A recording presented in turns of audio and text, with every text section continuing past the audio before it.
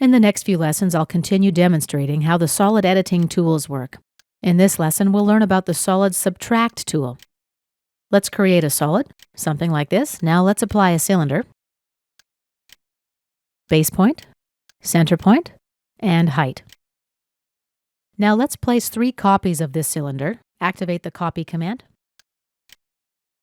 Select the cylinder, specify the base point, and each subsequent left click places a copy. Let's snap to this corner, and last corner. Right-click and enter to close the copy command. Now let's activate the solid subtract command. Select the objects to subtract from. Right-click to finish selecting. Now select the objects to subtract. Let's select our cylinders. Right-click to execute. And here is the solid that we end up with. Now after this Boolean operation executes, the grips that were previously here to let me edit the solid are no longer present when I select it. Let me just create a box and select it to show you what I mean. None of these are available after the solid subtract operation is complete. This concludes our tutorial about the solid subtract tool. Next, we'll take a look at the solid intersect tool.